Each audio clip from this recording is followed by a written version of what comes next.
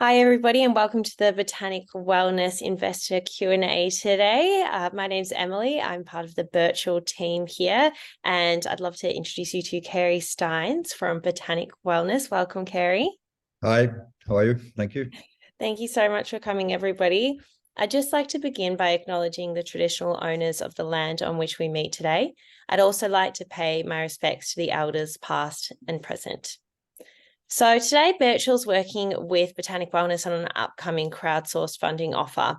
So in case you're not familiar with crowdsourced funding or CSF, it's a relatively new form of fundraising in Australia that allows startups and small businesses to raise capital from a large number of smaller or retail investors, as well as wholesale or sophisticated investors through an online platform like Birchal. So companies can turn to the general public, and often that's their communities, to raise money in exchange for equity in their business. So Birchal Financial Services, we're going to be the licensed intermediary for the offer for Botanic Wellness. And just to let you know that the information and discussion in this webinar is for informal purposes only, and this should not be considered as financial advice or a recommendation to invest. So please do your own research. You're welcome to chat to Kerry, and always consider the offer document and the general CSF risk warning before investing, which is available on the Birchal platform. So before I say any more, I'll just leave you with a bit of housekeeping. If anybody has any questions, please feel free to pop them in the Q&A box, and we'll get to them after Kerry's presentation. I'll also be sending a copy of this around to all of you once it's completed if you would like to rewatch. Without further ado, I'll hand it over to you, Kerry. Right. Thank you very much, Emily. I might just get the presentation up on screen. It's just now disappeared.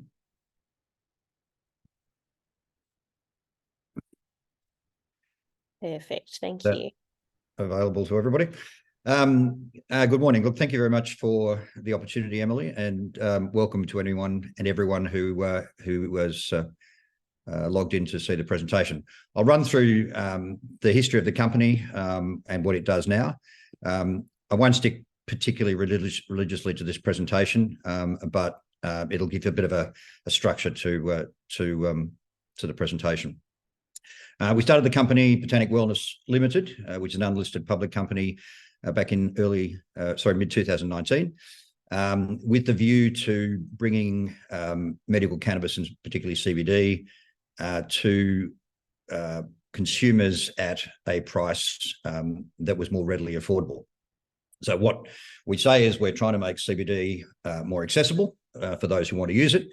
And that's a growing number of people every month and every year.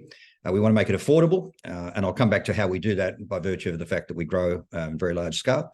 And by virtue of the fact that it's affordable, people can take, consumers, patients can take dosages that make the product effective. One of the difficulties in the past has been that medical cannabis has not been that accessible. You had to go through the special access scheme, which you still need to do, and it's been expensive. And as a result, people haven't been able to take dosages that are effective or make CBD effective. Now, if you have, it's like anything, any medication, if you have 25 milligrams of something, it may knock the edge off. But what we're saying is you need much, much larger doses, depending on what the ailment is you're trying to cure, whether it's chronic pain, whether it's insomnia, whether it's stress or whatever. All the indications from the studies that have been done, both here and internationally, are that you need to take relatively larger dosages than what most people are consuming at the moment. It's a bit like, I guess, any medication. If you take one Panadol, it'll achieve some result. If you take two Panadols, a bit more, three Panadols, a bit more. You obviously don't want to overdose, but you can take a significantly higher dosage of medication or CBD than what most people are taking at the moment, and that will make it more effective. And that's the general thrust of what we're doing, and I'll explain how we aim to achieve that. There's a variety of objectives, which I've essentially just run through, which is basically making medical cannabis, as I say, accessible, affordable, and thereby effective. And what we want to try and achieve, and this will happen over time, CBD eventually will be available over the counter in pharmacies. That's been a process that's actually been approved by the TGA back in 2022. But companies wanting to do that still need to satisfy clinical trials, and that's slowed the process down, but it will happen. And when that does happen, people will be able to go and buy it like you might buy Zyrtec for hay fever, or you might buy other medications that are behind the counter. That will certainly make it more accessible. And what we are aiming to do, as I say, is make it more affordable. So going back to when we started in 2019, we acquired companies here and in the US. And we've expanded the business to be literally a provider from end to end. So we breed our own seeds, and there's a variety of hemp strains that are more effective for CBD, for THC, and then some for fiber. So we breed our own seeds, and we have a vast inventory of seeds now, roughly 3 tons of seeds in Australia alone, for both sale to third parties if we want to, and for the growing of our future crops. We then grow crops, and we're growing crops in the US. Currently in 5 states, we've got 1,040 acres in the ground. And to put that into perspective, there's about 7,000 to 8,000 acres in the ground throughout the US. So we probably represent about 12, 13, 14% of the total hemp that's being grown for CBD in the US at the moment. We're growing in a number of states: Idaho, Washington State, Minnesota, Arizona, and Oklahoma. And as I say, the minimum crop size is normally about 100 acres. We grow very high concentration of plants, and the reason for that is it helps us with growing, and obviously produces more product per acre. But it helps us to grow in an effective fashion. If you grow with the spacing too wide, you get weeds and that sort of stuff, and then you have to treat them with pesticides and everything else. By virtue of the fact that we grow in great concentration, we're growing a significant number of plants. We have approximately at the moment around about 350 million plants in the ground in the US alone. Now in Australia, we have import permits and licenses to bring seeds into Australia and to grow crops in Australia. And we've got around about 200 acres just being planted now, just outside Deniliquin in southern New South Wales. And again, the same concentration and therefore the same result in terms of farming. So we grow the crops. We then take those crops when they're harvested, and depending on how much you know about the growing of hemp or growing of hemp generally, the plant grows in around about 90 to 100 days, requires very little water, no pesticides, based on the way we grow it. And it's actually not that we have a revenue line for this at the moment, but it actually sequests significant amount of carbon, or roughly 3 times the amount of trees. And as a result, down the track, we will be able to put a revenue line item in there by virtue of the fact we'll be able to sell carbon credits. That's early days in Australia. It's relatively early days in the US as well. But there's significant interest in terms of ESG, in terms of sequestering carbon and selling for carbon credits. That's an area that will be a significant growth area for the company in the years ahead.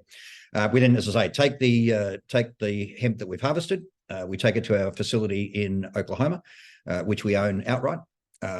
We then process the flower from the plant to extract the CBD, which turns into effectively a crude oil. That crude oil is then further refined into distillate or isolate, and that's what goes into the final products that you see in everybody's product. Now, we sell a lot of our product to third parties or at other companies wanting to produce their own product, and then we also produce our own range of products too, which I'll come back to.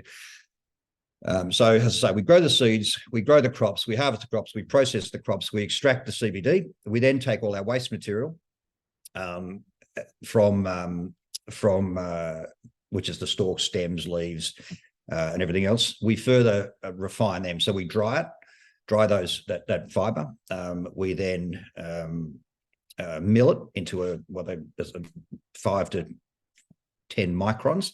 And then we use that material for the production of bioplastics, which bioplastics are aimed to replace fossil fuels and petroleum-based plastics, which obviously are relative, while plastics are a fantastic product, are very harmful for the environment. By using bioplastics, companies can effectively biodegrade, or people can biodegrade the products, the plastic products that's produced. So we're producing a range of straws, cutlery, food packaging, and other things. And that's in relatively early stages, but it provides a great outlet for the waste material that we produce. In addition, we're also recently established a building construction business to use the leftover hemp fibre also for the production of building materials to replace cement, insulation in buildings. And there's, again, a new area that's taking off. So, as I say, the primary business of the company is to produce CBD and to produce final products. I can show you those products on screen. But the byproducts, or the waste material, we can also use for a range of other purposes. Now, there's supposedly around about 50,000 uses of hemp. For anyone who's ever read anything about hemp, it's supposedly been around for about 8,000 years. It only relatively recently became, back in the 30s, became illegal because it was sort of tied up with marijuana and THC. But those restrictions are now being relaxed, and common sense has prevailed, and now people are starting to grow hemp all over the world. Regulations are changing everywhere, from the US, Canada, Europe, Asia, South America, Africa, and elsewhere. So, as I say, the primary focus of the business is the production of CBD on large scale, which means we can bring the prices of the CBD down to a price that people can afford to consume, more like they consume fish oil tablets or vitamins or other supplements or other nutraceuticals. So it's not like a medicine you just take when you've got a hangover or when you're feeling sick or when you can't sleep one night. The cumulative effect of CBD, it has a better cumulative effect if you take it on a regular basis. So by virtue of the fact that it's going to be, we can make it available less expensively, people consume it on a daily basis, as I say, in appropriate dosages, and that depends on, obviously, the person and their body weight and everything else, but in appropriate dosages, as recommended by a doctor. And then it have a much more lasting effect. Now, just to go back to a little bit of sort of corporate stuff, there's I can show a little bit on the hemp fibre operations. There's one of our fields. That's a field in Australia.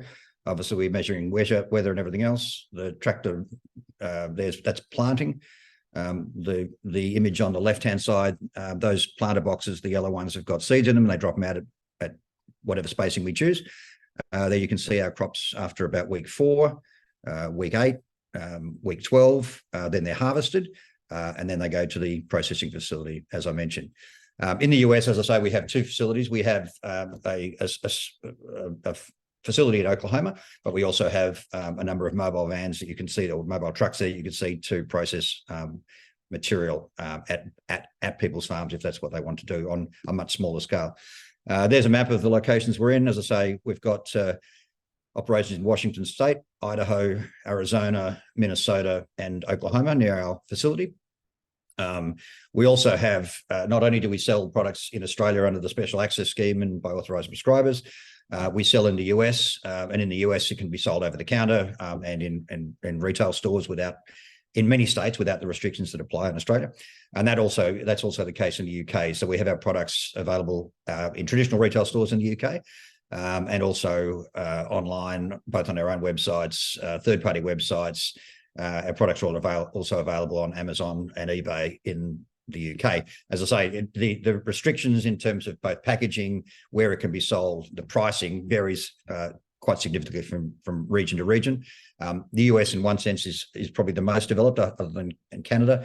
The UK is rapidly developing in terms of its retail position ahead of Australia, and Australia's sort of bringing up the rear, obviously, because we've got you still need to go to a doctor, you still need to get a prescription, you need to get approval under the special access scheme, and then it needs to be prescribed by a doctor, and you need to go to a pharmacy and pick it up, like any other prescribed medication. So it's a bit slower here, but at the same time, that provides us with a massive opportunity, because as laws and regulations relaxed here, we can do what we've been doing in the US now for quite a few years. I've got a little bit there about the other operations that we're doing. I think I mentioned the bioplastics business, the hempcrete business. We've got licenses and permits that cover all of our operations, which are there. And in terms of the team, I won't dwell too much on me. My background, originally a corporate lawyer with a firm called Mitter Ellison, set up my own firm around about 30 years ago, and I've been running that ever since. But I've sort of only really a lawyer for businesses with which I'm involved. So I don't practice for third parties. I only do really work for myself, or work for companies that I'm involved in, a la Botanic Wellness. My background, as I say, corporate lawyer. I specialize in listing companies on the stock exchange, raising money for early stage companies, both seed investment, Series A, B, C, D, and then ultimately quite often taking those companies to listing if that's appropriate, or trade sale where that's appropriate. Joe Wicker, who's the CEO of our operations in the US, has a background in finance and rural agricultural real estate, and is in charge of the operations and processes in the US. Jason Oran had a background in as a consultant in the military, as you can see there. He is our lead farmer in the US, manages and liaises with all our farmer partners in relation to the planting, growing, and ultimately harvesting of the crops. Graham McDonald, the equivalent in Australia, he's been around for in the farm opportunity that they've developed over the last 30 years. They have around 12,000 acres. And we, again, have a couple of 100 acres of crops growing with him. He's a very experienced farmer who grows a range of crops, but he's particularly interested over the last couple of years that we've been working with him, particularly interested in the hemp business. And we then also have Nicholas Sonnerson, who's another lawyer and works with me on compliance and licenses and permits, and Jack Steins, who does our marketing and social media stuff. Rhonda Peoples, VP of Sales in the US, a very experienced salesperson. Campbell Knott, again, marketing person, operates in Australia. And then we have our CEO of UK operations in James Mather, who operates out of London, and Mike Morris, who operates out of Spain. So really, that is, I guess, the story. The business has grown significantly since 2019. I've mentioned in some of our material, we've had cumulative revenues of over $15 million. Revenue for last year was a little over $9 million. And the company is profitable with a profit of around about $800,000 last year. And we've been profitable since 2022. And that makes us one of the very few companies that is actually profitable in the medical cannabis industry in Australia and, in fact, in the world. And the reason we're conducting this crowdfunding campaign is very much not because we need it for day-to-day operations or wages or salaries, but what we do want to do is increase our farming areas, and that requires some funds. And also we want to be able to build up a second production line and then a third production line at a US plant. Right now we've got a production line that takes material in at one end. It's got a certain capacity, significant capacity. We're in the position to be able to produce around about 2,000 litres of CBD a week. But we want to get that figure up by adding extra production lines. We've bought most of the equipment, but we just need to put that together now, and then we'll have a second and a third production line with consequent increase in output. That, I think, Emily, describes where we're at, and I'd be happy to take questions from anyone who's got anything they'd like to ask me. Terrific. Thank you so much, Kerry. That was really, really interesting to have such a deep dive into Botanic Wellness. Really appreciate it. We do have a few questions that have come through. So actually, a couple of them are about competing companies. Do you have any connection with the companies that actually have been hosted on the Birchal platform? So a few of the questions are around X-Hemp, Medican, Canopotics, and Medigrowth. Or are you open to working together with those companies? Oh, look, absolutely. We're happy to work together with them. I think we're probably while we sort of say we are seed to sale, and we are. So we, as I say, we grow our own seeds, we have our own crops, we process our own crops, we produce crude distillate isolate, and then final product, which you saw on screen. We're certainly happy to be a provider to any of those other parties. Our objective is to make CBD more, as I say, accessible and affordable for everybody. So there are companies in different parts of the market. There are companies, some listed, for example, that just do telehealth and retail. There are some that there are only relatively few like us that sort of grow and take the product all the way through. And I'm talking about listed and unlisted. We're certainly happy to work with anybody that's either been on the Birchal platform or anybody else. We've got pretty deep relationships with a range of companies in Australia, probably even more in the US, and a number in the UK and Europe. But certainly, as our objective is to sell product, and anyone who can assist to do that, we're delighted to work with. And we don't really see ourselves having a specific competitor. There's a listed company called Eco Fiber that's probably more similar to us in a way. But as I say, we do the whole thing, but we also sell it every step of the way too. So we sell seeds to third parties, we sell biomass to third parties, we sell crude to third parties to make their own product, and the same with distillate isolate, and then obviously sell our own product. Yeah, fantastic. So in terms of what you've discussed about making these products more affordable, would you say it's the doctors that are keeping the price of CBD high in Australia, or are there other factors that go into this?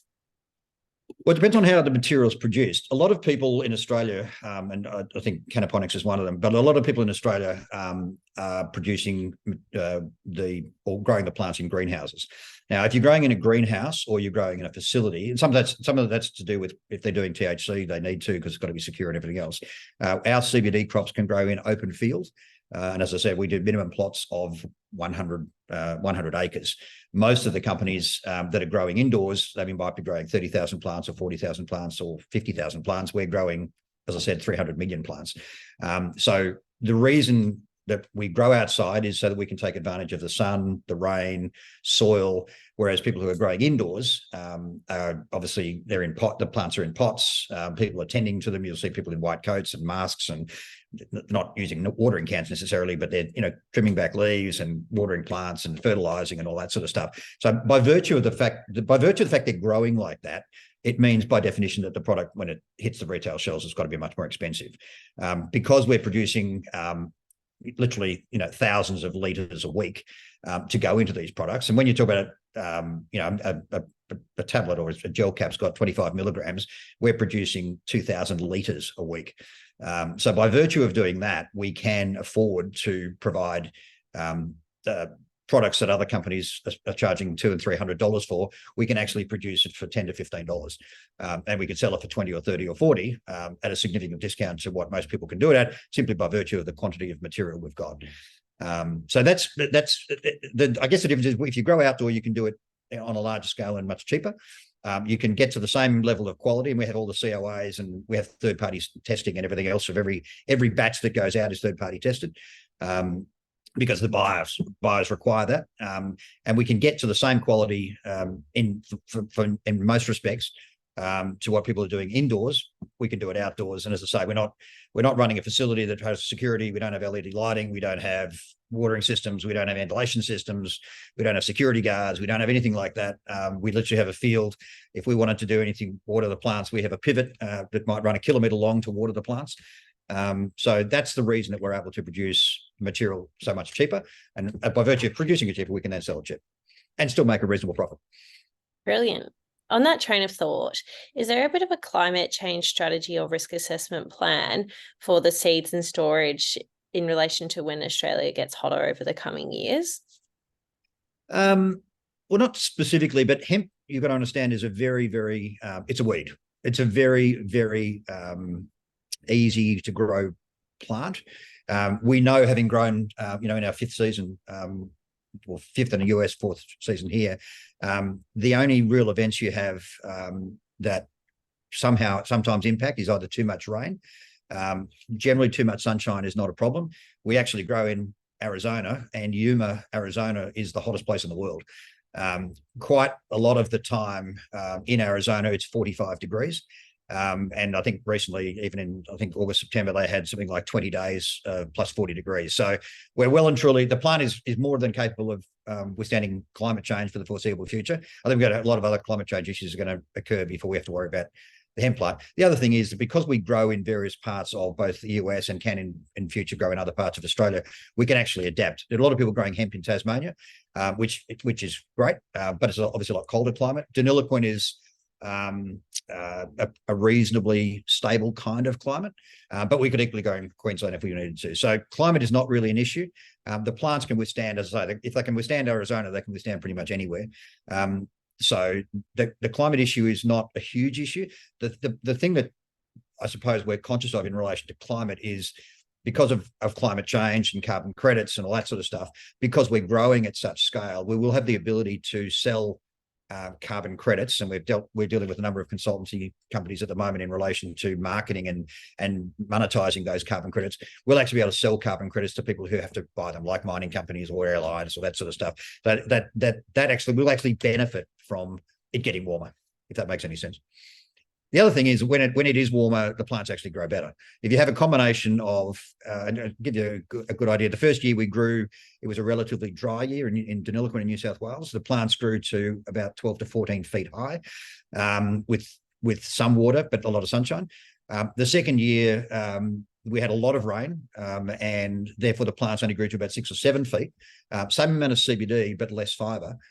So it is very determined by weather, absolutely. In a way that's different, I guess, if you're growing in a greenhouse. Yeah, absolutely makes sense. So currently you're raising to help fund increases in farming. Would you say that's farming in Australia or farming in the USA? Well, both, but primarily in Australia. We don't need a lot of money in relation to farming. We have a relatively unique commercial arrangement. So we have a joint venture with the farmers, which is a relatively unusual arrangement for farmers. Normally a farmer will grow hops and then sell it to somebody who will turn it into beer somewhere down the track, but the farmer basically sells his crop at the farm gate. Someone comes with the truck, takes it away, gives him a check. We actually involve the farmer in the whole process. So essentially what happens with our joint venture arrangement, we contribute the seeds, the licenses, the permits, the know-how. The farmer can, at effectively no cost or no upfront cost, the farmer contributes his land, labour, machinery, etc., and again at no cost. And as the products are sold, the farmer's reimbursed for his inputs, we're reimbursed for our inputs, and then we share the profits with the farmer. And that's profits at every stage. So if we sell some seeds, the farmer will get some money from that. If we sell biomass, he'll get some money from that. If we sell a bottle of CBD tincture in London, he gets a percentage of that. And the farmers are quite excited about, they've always thought that they were being kind of done over by people who buy their product. And it was kind of, they want to be more involved in what happens to the stuff that they grow. And we're providing that opportunity. And it's helped us to expand so rapidly. It would cost a fortune if we were to lease land, have to grow the crops ourselves, pay for labour, buy machinery. Well, we have a lot of machinery, buy machinery and that sort of stuff. It would be much more expensive for us to grow. But by virtue of the fact we've got this joint venture, and by virtue of the fact that we're both being reimbursed for our expenses and then we share in the profits, farmers are probably more excited about growing with us than they are about growing other crops because they're involved in every step of the process. And whether it's Jason around and his team in the US or Graham McDonald and his team here, they're very effective farmers, and they are sharing in the upside of what we do. Fantastic. While we're talking about farmers, are you looking for more farmers to help with supply or land? Well, a combination of both. In terms of our lead farmer here, Graham McDonald, we wouldn't mind organising some farms in Queensland, and potentially in North New South Wales. In the US, we, again, need to grow in a range of places. The reason we grow in a range of places is obviously we've got relationships with those farmers, but also it spreads the geographical risk too. If there's we don't have this sort of stuff in Australia, but if there's a tornado in the US, which is not unheard of, when we have a wipeout event, we've never had this, but if we have a wipeout event in Oklahoma, we still got, crops growing in Minnesota and Idaho and wherever. So one is to spread the geographical risks. One is to contribute some more to the growing so that we can have the Botanic Wellness gets a larger share of the profit at the end. But the other thing, and the real reason, more than anything else, for the CSF raising, is to set up a second and third production line in the US, and to establish more further down the path operations in Australia, both to increase our capacity in Australia for when the market changes and CBD becomes more commonly available, and that also applies in the US. Sure. How much of the company will be actually staying in Australia versus going overseas, as there's currently quite a bit of export going to different places to refine into oil and plastics? Well, look, it depends. What we do with the crops that we grow here, they're what they call silage bales. So when they're baled, they're like cryovac in about 6 layers of plastic. And we then put about 40 of these bales, they're about 650 kilograms each, into shipping containers, and we ship them to the US. So they go from Deniliquin to Melbourne, Melbourne to Long Beach in California, and then California to Oklahoma. So we're processing the material that we produce here in the US at the moment until the laws change here. Ultimately, when the laws change, we'll be able to produce here, and that'll be much more effective. And with that, we might be talking a year or 2 years away, where we can grow CBD and actually process it here. At the moment, it's obviously a lot more cost effective for us to grow in the US. So I'm not sure that answers your question, but a majority of the development here is going to expanding our capacity, going sort of further up the food chain. For example, being able to process the waste material, being able to extract the flour and then send that. So rather than sending all the stalk, stems, leaves and everything to the US, we can actually break it down and just send the parts of the plant that we actually want to send and leave the biomass here. Because it's actually quite expensive to send, like hay, it's quite expensive to send large amounts of biomass, especially when you're producing on the scale that we produce. To put it into perspective, the amount of material we produce from 40 acres on our first crop was about 6 40-foot semi-trailers of material. The second year we did 500 acres. So we're talking nearly 100 semi-trailers of material, so which is like roughly 100 shipping containers. So it's a lot. And if we can isolate the flour and just send that as distinct from all the other stalk, stems and leaves, we can reduce costs. So part of the funds will be allocated to achieving that result here, and obviously expanding our capacity to then process that material when it gets to the US. Brilliant. So the other operations that you currently run, so building and bioplastics, are they operating as separate subsidiaries? Yeah, they are. So, in relation to bioplastics, yes. So Botanic Bioplastics, which we incorporated back a little over a year ago, we own 87% of that, roughly. And that business is a separate subsidiary. And as I say, what the arrangement we have is we provide the biomass to that entity the waste material to that entity to connect to the hemp for the bioplastics, and then with those bioplastics, we're working with companies both here and in the US to both mix the hemp material with resin that binds it, that then enables us to create straws, cutlery and plates and basically anything currently made out of plastic. And we're looking at a wide range of things, everything from pellets to put containers on to even to traffic light housings and all sorts of things where we can use bioplastic. So think of anything you currently produce in plastic basically can be made with bioplastic. In relation to and so that's a rapidly emerging business, and that'll be a significant part of our operation going forward. In relation to Hempcrete, we've actually got a project. We've got a deal with a Dutch company that has a project running currently in South America. So what we've done, we've acquired the equipment we needed to make the blocks. So basically you take the hemp waste, you mix it with a lime, and you can create building blocks. You can create things, you can put like a foam in it and create insulation, and you can do rendering. So at the moment, the Dutch company has a deal with one of the governments in South America for us to build sample homes, and if that's successful, which it will be, then their arrangement is to build large numbers of low-cost housing. It's the thing about Hempcrete, and there's, depending on how much you've read about, there's a fair bit of talk about it at the moment. There was recently a hotel opened in South Africa, a 12-story hotel made entirely out of hemp. There's roughly 500 homes in Australia built out of hemp. I know one of the other campaigns at the moment, ex-hemp, are focusing on that particular area, and it's a very exciting area, and it will be a very fast developing area. The reason is that the production of cement is very, very environmentally unfriendly, and the same way that the production of plastic is very unfriendly. In relation to cement, the production of cement causes about 8% of CO2 in the atmosphere. The production of plastic is the second most damaging thing. So we're in the two areas where they're most crying out for alternatives. So in relation to this project, hempcrete project in South America, we've purchased and sent the block building equipment from India. We've sent the seeds. We've sent some bales to get them started. We're currently growing in South America at the moment, and the idea in South America is that they'll be able to grow their own hemp. We'll be able to process the blocks, mix them with the lime, and build low-cost housing for a population sort of not quite as well off as the Australian population is.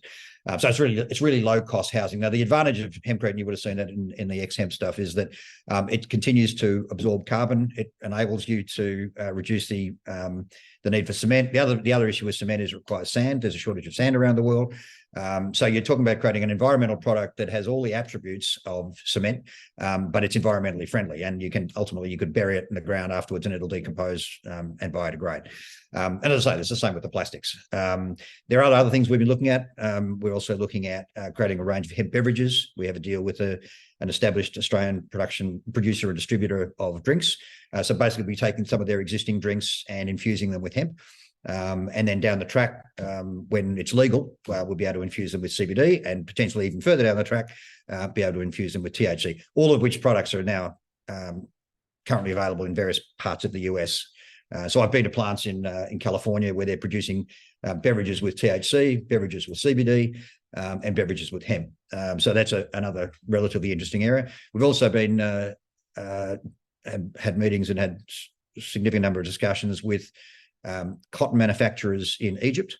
They're looking at growing hemp down the Nile. What they want to do is combine hemp with cotton. So basically, it'd be 40% hemp, 40% cotton, 20% bamboo. And for the first time, if people are probably familiar with buying, if you go to Nimbin Market or you go to a market, they say it's a hemp product, a hat or a jacket or something that's been a bit more like hessian. It's not very user friendly against the skin. So it's been kind of for outer garments and hats and that sort of stuff. We're able to produce hemp-based material that's kind of Calvin Klein underwear quality, and yet more biodegradable. It breathes easier.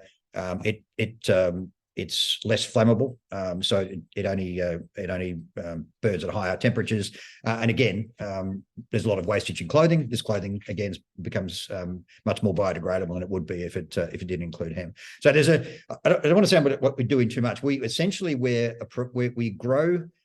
At the core of our business is to grow the hemp and provide it to a variety of different applications. So by virtue of the fact we've got tons and tons of seeds, we've got thousands of acres and continuing to grow. We can then process to CBD. We can process to bioplastics. We can process to hemp material. To hempcrete material. We're sort of using everything we can, using every part of the plant. So when we grow a plant, we use obviously the flower for the CBD. We use the seeds to replant. We use the stalk, stems, and leaves for the other hemp applications, and ultimately we'll then be able to earn carbon credits from the growing of the plant itself. Yeah, fantastic. I know at one point you just mentioned flammability from the products. This relates back to another question around increasing temperatures in Australia. How about bushfire risks? Is there a way that you're managing that just in case there were to be a bushfire and God forbid one of your crops were to catch on fire? Well, hemp doesn't actually burn that well. The hempcrete blocks, you can actually, I think even on the hemp X or XHemp presentation, there was something about the flammability of hemp. Hemp actually burns at a higher temperature than, let's say, timber. We're actually working with a company in Australia that's doing some studies with RMIT. They've developed intellectual property around material that only combusts at 1400 degrees instead of concrete, it's about 280 degrees or something. They're doing that for the purpose of, you'd be familiar with the Grenfell Tower disaster where 60 people were killed. And there was one in South Bank here where no one was killed, fortunately, but the cladding was combustible. And the government at the moment, throughout Australia, state and federal governments are replacing flammable cladding with non-combustible material.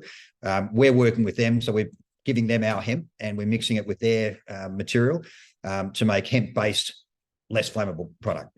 And the idea of that is that, first of all, in terms of if you let's say line something with this hemp-based material, it's combusted at a much higher level. There's people who've been building hemp houses because they say they're more they're less combustible. And as I say, they're continuing to sequester carbon throughout. So if our crop was to burn down, we're in an area that's never happened before, but it's possible. But the reality is that because we've got such large numbers of crops, we've had occasions where we've lost a certain amount of crop, not from fire, but to flooding. And all we do, if we've planted the crops, if the crop burns down, let's say, or if it floods, or if it gets a locust pest, whatever problem, we can simply till the head back into the ground, replant with our seeds, and we've only lost some proportion of the 3 months of growing period. So as I say, if we lost it in the first week, we've lost a week's worth of work, a little bit of labour. We just simply replant in the same ground straight away.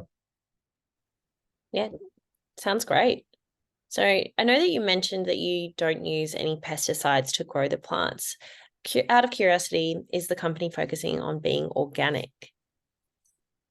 That's a good question. Getting organic certification is actually quite hard and quite expensive and takes quite a long time. So we can't say we're organic, but the reality is we're growing organically.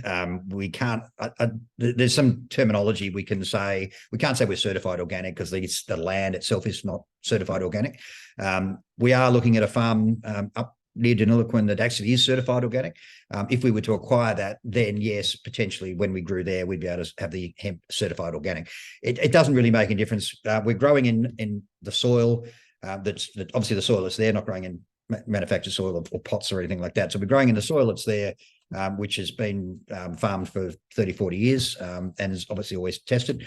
We're only using rainwater, sunshine. We have sprinkler systems, those long, sort of kilometre long, what they call pivots, if we need to supplement natural rainfall with some additional water, but that's relatively rare. So it's, as I say, it's a large crop, easily able to be grown, and by virtue, as I say, of the way we're growing it. To go back, and there's probably one explanation that would make sense. Back in 2019, 2019, when hemp first became legal, a seed was $5 each. $5 US each. Where now we have bags of seeds that we've able to create that we've got for a couple of $100. So the prices comes down significantly. So we can grow a lot more. But essentially what we did, we bought those seeds at $5. You put those plants in the ground, they'll create 100 seeds each. And with the fraction of time, we've been able to compound it. So one plant will grow, let's say one seed will grow 100 seeds. We put those 100 seeds in the ground, they'll go 100 by 100. And then we put those seeds in the ground, they go 100 by 100 by 100. So that's why we've been able to build up such a large inventory. When we then go to farmers and say, do you want to grow hemp? They go, well, we'd have to buy seeds. We go, well, we'll give you the seeds. We've got the license. We've got the permits. We'll contribute that. You contribute your land, and you contribute your farming equipment. You contribute your labour. And the other reason that they quite like it is when hemp's been grown in soil, it actually improves the soil. So in a sense, when if the plant goes up 10 feet, the taproot goes down about 10 feet and sucks all the nutrients out of the soil. So when you actually rotate crops, we return the land to the farmer in a better condition to what we got it. If that makes any sense. So yeah, absolutely. Farmers are quite happy, especially when they're not paying for the seeds. They're quite happy to rotate their crops or rotate the hemp through their crops to improve the soil. Yeah, brilliant. So as you've already mentioned, you're quite a large company with quite a lot of different branches going on and are quite advanced. Why have you decided to do a crowdsourced funding offer versus listing on a stock exchange or another source of funding? Well, I've sort of looked at crowdfunding over the years and I'm quite impressed by the process of crowdfunding. At some point, obviously, for a company of our size, yes, we would either take it to an ASX listing or we'll do some sort of trade sale, or we'll continue to grow it organically. Our team is pretty passionate at the moment. No one's looking at exiting. No one's wanting to leave. They're all very, very passionate I'm one of the older guys in the company. Most of the other people in the company are a bit younger than me. They see this as an incredibly exciting area to be in, not just the CBD part of it, but also the bioplastics part of it, the hempcrete part of it, and the fabrics and the beverages and that sort of stuff.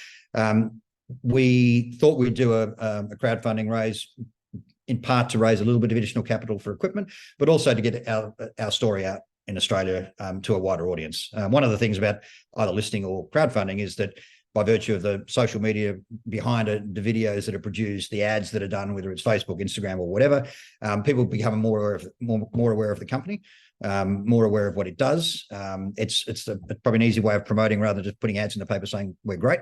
And it sort of achieves a double result. First of all, it increases the awareness of the company, and secondly, it provides with a bit of additional capital. And the capital, it just enables us to grow faster. Yeah, fantastic. I'm glad you're with us, Kerry.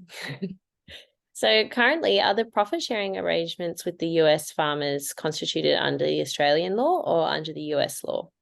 Well, it's just that what we basically do is they'll incur the costs at their side, so that's the land, and they normally have sort of a notional value that they put in their land, might be $300 an acre or something like that. So they have that. They have equipment, mind you. We have a couple of $1 million worth of farming equipment that we've acquired ourselves over the years, and then we reimburse them for their costs in the same way as we do in Australia. We reimburse them for their costs, and then we share the proceeds. So it's not specifically under any law, other than and a lot of these farmers are delightful to deal with. Most of it's they prefer probably just a handshake. Unfortunately, because of who we are, we insist upon formal agreements. But most of what they do is they're very honourable, very trustworthy. When you speak to a farmer, he does what he says he's going to do. We had operated in the early days. We'd operated when I'd provided them with an agreement to sign. They planted the first crop, harvested their first crop, and they still hadn't signed the agreement. And they did exactly what they said they were going to do. So there's not specifically any law necessarily. It's just they tell us what it costs, we reimburse it. We tell them what we cost, and we get reimbursed. We're controlling the flow of money though. So they'll tell us they spent $100,000. We'll reimburse that. We say we spent $100,000 and we get reimbursed. And as I say, then the proceeds or the profits from each stage are then shared on a basis. And that's generally around 50-50, but it could be 80-20 or whatever, depending on the nature of the arrangement. One of the things we can do by having a little bit of additional capital is we can contribute more of the upfront costs, which means we may give a larger proportion of the revenue and earnings at the end of it. So from that, if there were to be a dispute, which jurisdiction would it be litigated in? Well, arguably the contracts are all, say the proper jurisdiction's Australia.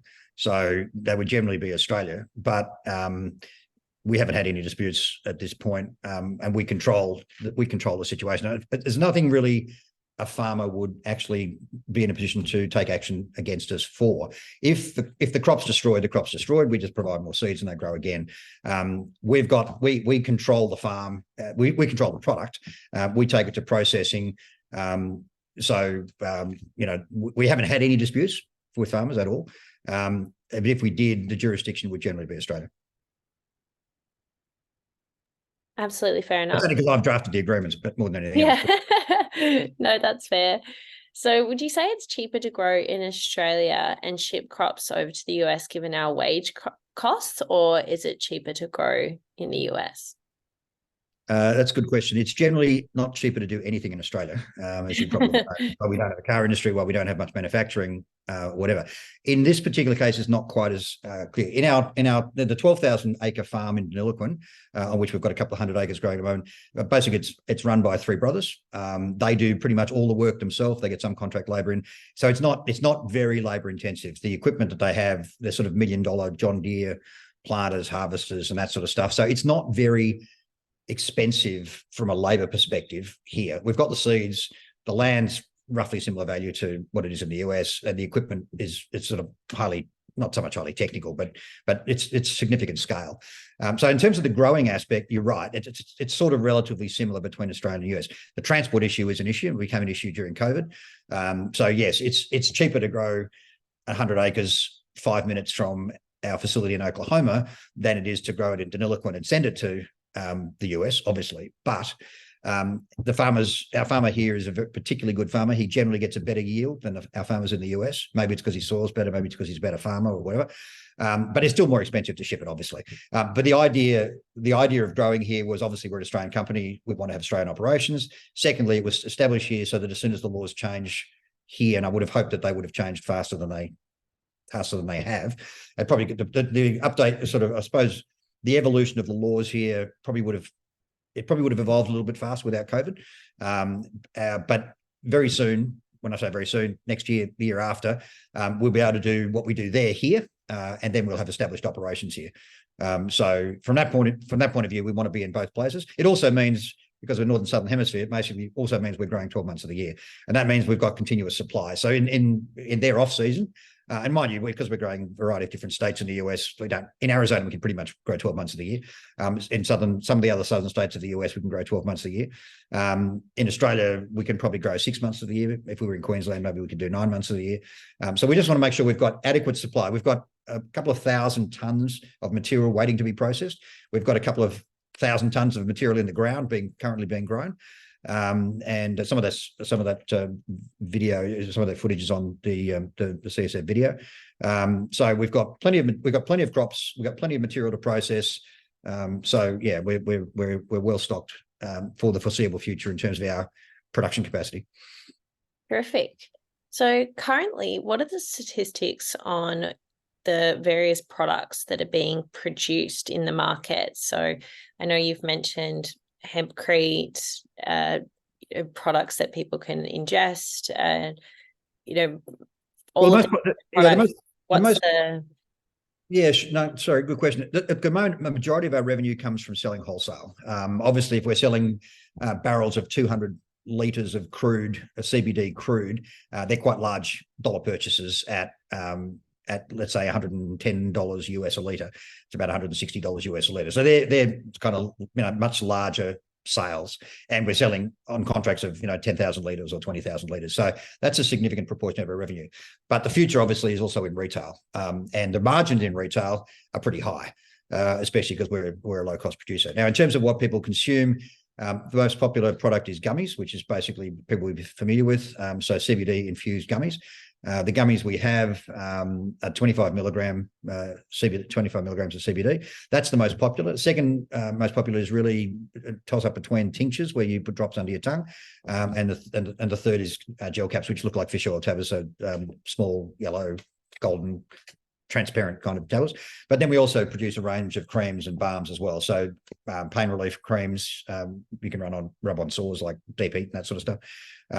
So we do a lot. Now, in terms of the revenues from hempcrete, we've signed our first contract. It was about $100,000 contract, so, and we've received the money for that already. So that's just a small component of what's possible in the future. If the project we're doing in South America is successful, it will be tens of millions of dollars. But we're not sort of foreshadowing that because it's obviously relatively early stage. In terms of bioplastics, all plastic, all traditional petroleum-based, fossil fuel-based plastic, governments are progressively trying to get rid of everywhere in the world. The laws just changed in the UK on the 1st of October, so 5 days ago. In Australia, people may be familiar with the fact that single-use stuff was banned back in February. In Victoria, and New South Wales was November last year, I think. So as plastic products are, or people are seeking to use plastic products less, that's government on the one hand, business and consumers, that will be a massive market. I suspect that the bioplastics market the revenue we get from bioplastics ultimately could potentially even exceed the revenues we get from CBD, because there are relatively, at the moment, it's a much earlier industry. There are relatively few players in it. We've got very good technology partners in the US that we're bringing that technology to Australia. So in terms of we're providing the material and we're benefiting, and we only do it in joint ventures with companies that are experienced in their particular field or in some relationship with people. We're not trying to be all things to all people. We're not trying to be the scientists that develop bioplastic. We're not trying to be the engineers and architects that design hempcrete or anything like that. We're just working with people who do those things. And to some extent, the growth in any of those sectors will depend on how successfully they are successful in growing. And then our responsibility is to provide them with the significant quantities of hemp biomass that they require. Yeah, right. So, in terms of your business as a whole, what would you foresee as being the key operational risks and what threats do you see to the business model? I guess probably the key, I was trying to say it's a threat, but the key risk is the governments don't relax the laws. It varies from place to place, but in Australia, CBD should have been made available over the counter years ago. And if it was, we would have a much bigger business, and a lot of other companies in Australia who are in the CBD medical cannabis space would have a lot larger business. So the key, I guess the key risk is that governments don't change the laws as quickly as we would like, or that when they do change the laws, there still remain some restrictions in place that limits the ability to operate in some way, shape, or indeed they go backwards and say, oh, we think CBD is bad, and they ban it somewhere. And in some cases, in some places, particularly Muslim countries, it's still not able to be grown. So that's probably the regulatory risk.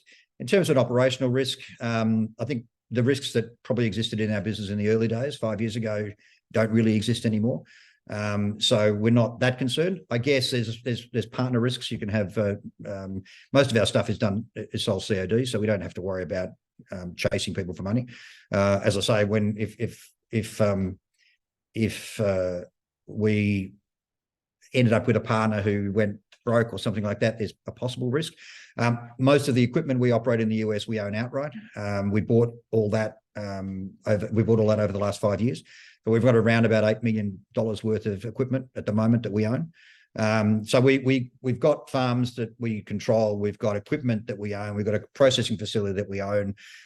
So we're not and we don't have any significant debt. So we don't really have any major operational risks other than making bad business decisions, I guess. But as I said, I've been not only doing this sort of stuff for 30 years, but I've been advising hundreds and hundreds of clients over that 30-year period. So I've seen most of the things that can go wrong. My background was not only listing companies on the stock exchange and mergers and acquisitions, but also insolvency. So, and quite often one leads to the other. Normally insolvency is one end of the spectrum, and listing companies and raising money is another end of the spectrum. So I've seen a lot of it. Our guys in the US are also very experienced. Most of the guys are in their 40s and 50s. So we're not a whole bunch of 25-year-olds running around with no business experience. We've actually, in many respects, we've been around for a long time. Joe Wick has been doing agricultural farmland sales and brokering for 30 years. And I've been doing this sort of stuff for 30 years as well. So I think we're hopefully reasonably well, so, and we're relatively risk averse too. We're pretty conservative. We don't take any major risks. There's no one single decision that would risk the whole business. Yeah, fantastic. Thanks so much for that. I don't think we've got any more questions, but however, if anybody does have any questions after this session, please feel free to reach out to Kerry. You can access him via the Birchal profile. And thank you so much, Kerry, for sharing everything about Botanic Wellness today. This has been super informative, and I know that everybody really loved it. There was some great questions in there. If anybody would like to rewatch the session, we will be circulating this afterwards. And thank you so much, Kerry. I really, really look forward to the offer when it gets released. Emily, thanks for the opportunity. Thank you everyone for watching, listening to something that we're pretty passionate about. But Emily, thank you, and hopefully the campaign will be a success. My pleasure. Take care, everybody. Thank you.